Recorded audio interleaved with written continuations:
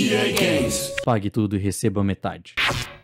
Todo ano, o mesmo jogo custando R$350, prometendo mais realismo, uma nova física e muita microtransação. Messi! Messi! Messi! Messi! Eu sei que você odeia a EA e já sabe que ela é uma das empresas mais odiadas no mundo. Acontece que recentemente a Unity entrou numa polêmica após anunciar sua nova política de cobrança do motor gráfico, e ao ler um pouco sobre o assunto, eu lembrei da EA de 2014 e todo esse mercado de microtransação e loot boxes abusivas. Mas qual a relação? Executivos e lucro. Quanto ao lucro, tá tudo bem. Toda empresa precisa lucrar para sobreviver, mas a EA abusa nas microtransações, e isso afeta não só nós jogadores, mas também outros negócios, assim como está acontecendo com a Unity. Eu vou te explicar tudo, e você já vai entender, prometo. Vamos ao primeiro de dois nomes. John Riccitiello. John Riccitiello se tornou CEO da EA em 2007, provavelmente o maior auge da EA. Época de ouro, com Need for Speed, Dead Space, FIFA, Madden, Mass Effect e Dragon Age. Para o nosso interesse, vamos partir de 2013, ano que foi lançado Dead Space 3 e Plants vs Zombies 2. O Dead Space 3 precisa ser citado por ser um jogo completamente diferente daquilo que foi proposto inicialmente. Terror. Como se não fosse o bastante Dead Space ter se tornado um jogo de ação, tendo até mesmo um cooperativo no modo campanha, foi incluído também no jogo microtransações em seu sistema de crafting para agilizar a coleta de materiais e pegar armas mais rápido. Chega a ser estranho pensar em como Dead Space 1 e 3 são jogos completamente diferentes.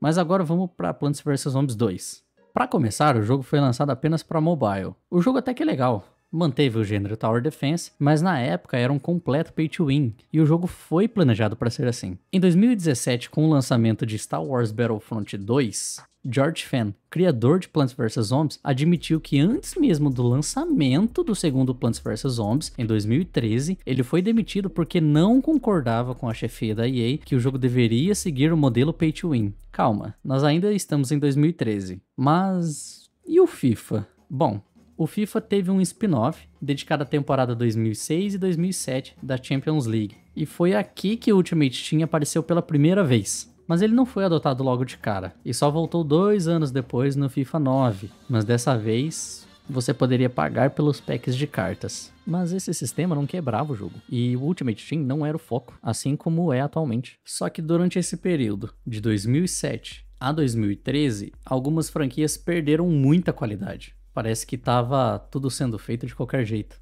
As coisas não estavam indo bem financeiramente na EA, e a empresa era até então considerada 2 vezes seguidas a pior empresa dos Estados Unidos. Alguma coisa precisava ser feita, e John Riccitiello mamou.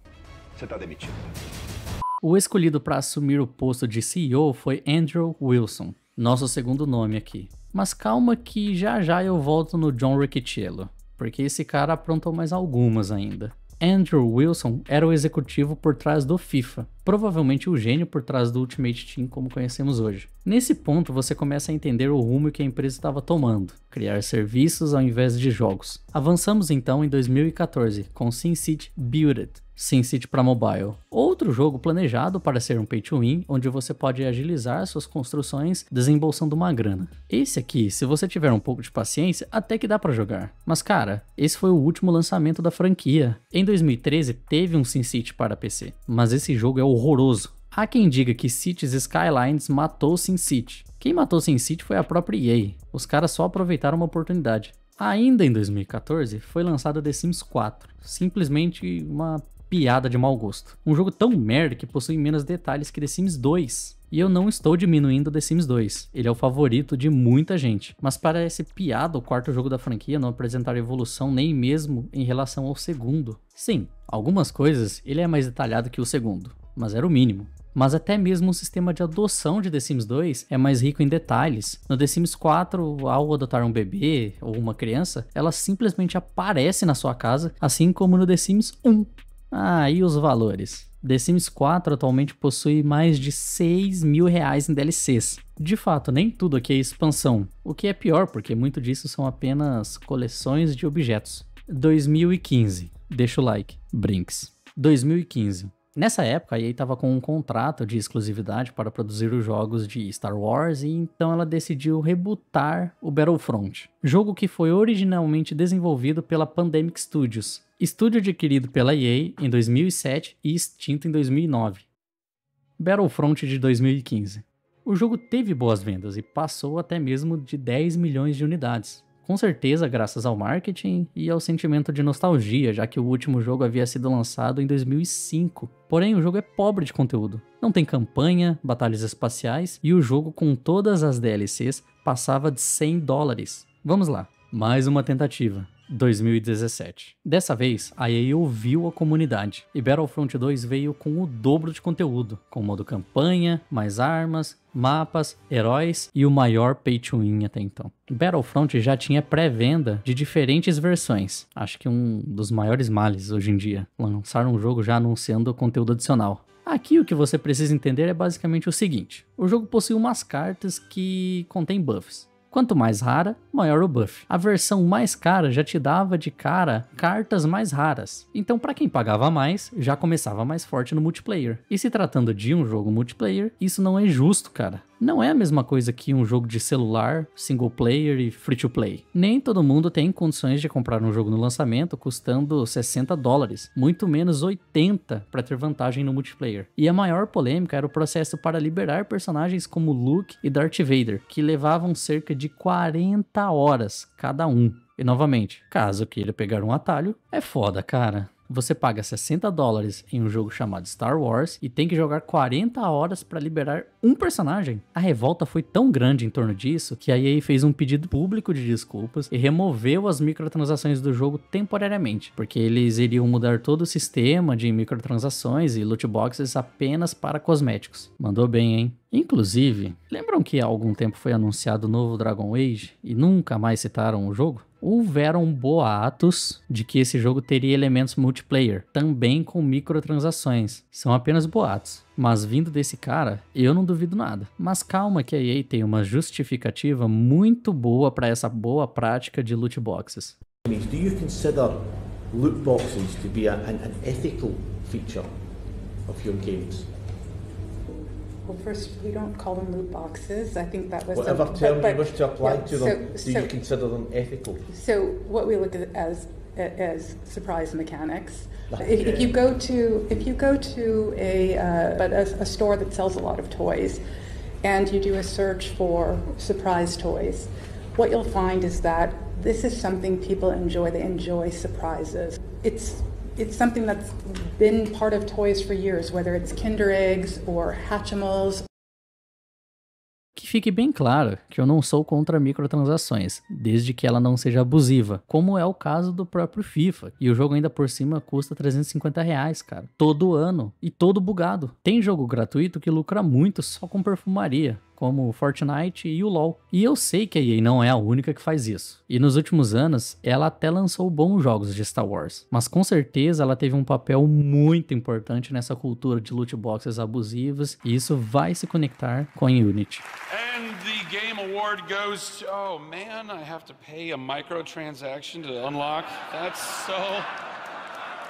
stupid. E é claro que eu não posso deixar de citar a main quest da EA: adquirir estúdios, impor uma cultura corporativa em um estúdio pequeno, definir prazos agressivos e pressionar para que lançamentos ocorram periodicamente. E caso não dê certo, manda todo mundo embora. Theme Park, Theme Hospital, Bullfrog, Medal of Honor, DreamWorks, Project Cars, Slightly Mad Studios, Command & Conquer, Westwood Studios, Fight Night, Sin City, Spore, Dead Space, Army of Two, Dante's Inferno, Visceral Games, e colocou os caras pra fazer aquela bosta do BF Hardline, Burnout, da Criterion, mesma coisa, mandou os caras pra fazer BF 2042, comprou a DICE e fechou uma filial no Canadá com 80 funcionários. E eu reforço, o problema não é querer lucrar, o problema é colocar isso à frente a ponto de destruir outros projetos. Tá, mas e a Unity? Qual foi a polêmica? Acontece que ela iria mudar o modelo de cobrança para que os desenvolvedores pagassem por instalação. Imagina que você troque de PC e tenha que baixar e instalar o jogo novamente. Ou instale um jogo mais leve em outro dispositivo, como um notebook ou um Steam Deck. Cada dispositivo conta como uma instalação, na qual o estúdio teria que pagar a Unity. Em 12 de setembro, o modelo de cobrança anunciado era o seguinte: para o Tier Personal, que é o gratuito, e Plus, as condições eram uma receita de $200 mil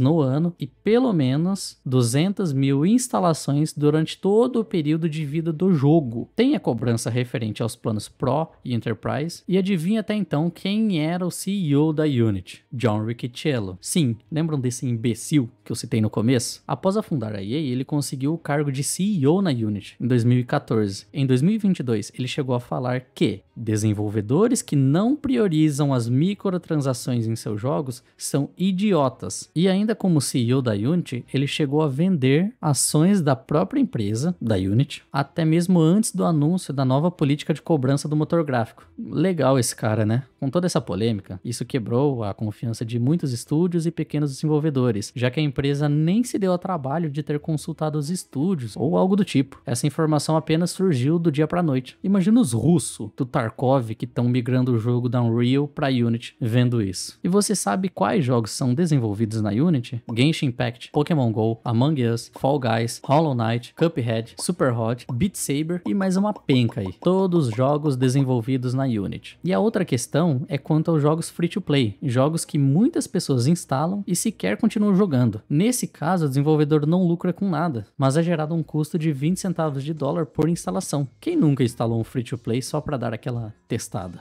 Na verdade, não ficou muito claro quanto a cobrança em cima desse tipo de jogo, mas após esse anúncio teve até mesmo estúdio ameaçando excluir o próprio jogo. A Unity até emitiu uma carta pedindo desculpas e fez algumas alterações na nova cobrança. Essa cobrança baseada no número de instalações ainda vai existir, mas não mais para o tier gratuito. Lá no site você consegue fazer algumas simulações de preços e é importante destacar que lá no primeiro anúncio, em 12 de setembro, a nova política de cobrança seria válida a partir de 1º de janeiro de 2024. Com as recentes alterações, essa cobrança só é válida para jogos criados a partir da versão LTS 2023, que será lançada somente em abril de 2024. Jogos criados ou migrados utilizando versões anteriores como a LTS 2021, assim como o caso do Tarkov, para o qual está sendo migrado, não entram nessas novas regras de cobrança. O problema é que agora é tarde. Uma galera ficou com o pé atrás e estão até dando mais oportunidade para a Godot,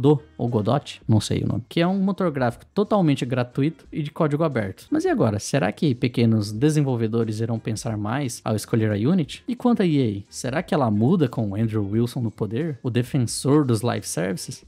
E eu não falei de Battlefield e nem dos jogos da BioWare, tipo Anthem, porque são temas que merecem vídeo só pra eles. E se você ficou até aqui, muito obrigado. Esse é meu primeiro vídeo e é literalmente tudo novo pra mim. Esse é o primeiro vídeo que eu edito na vida e foi muito demorado. Comenta aí embaixo o que você acha disso tudo, sugira um tema para os próximos vídeos e dá uma olhada no comentário fixado. Um abraço, falou!